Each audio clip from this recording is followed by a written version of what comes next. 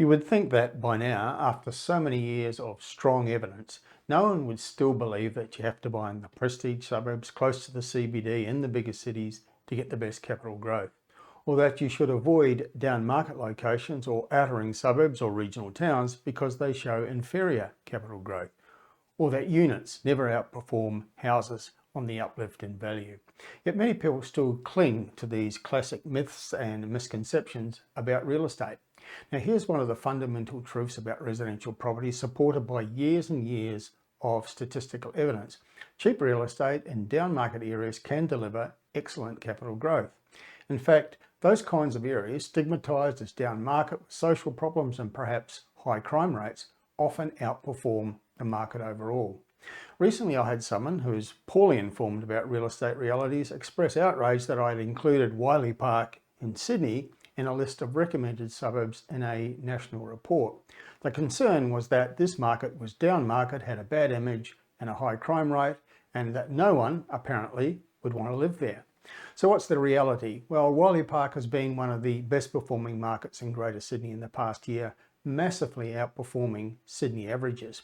Overall, Sydney prices grew on average by 2% in the past 12 months, but in Wiley Park, the median prices were up 23% for houses, 11% for units, rents for both rose about 12%, the vacancy rate was around 1%.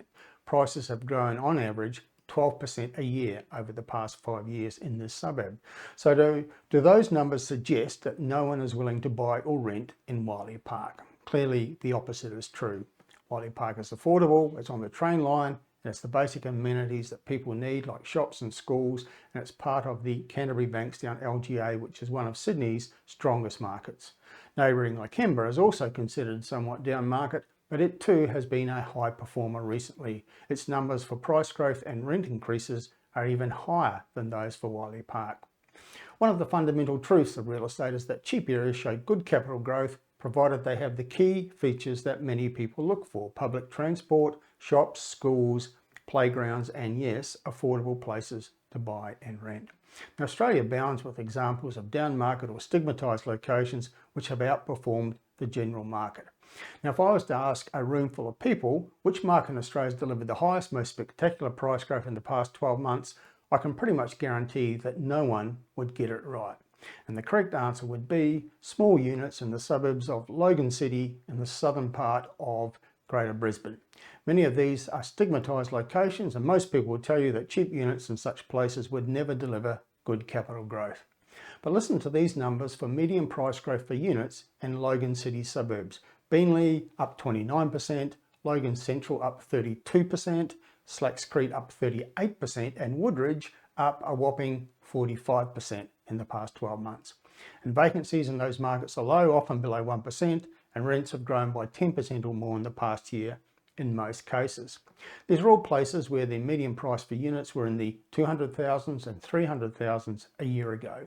They've risen from a low base, admittedly, but if you're an investor, you don't much care. If you bought the typical home unit in Woodridge in mid-2022, you would have paid in the 200,000s, and now 2.5 years later it's worth over 400,000, and your rental return would be around 8 or 9%.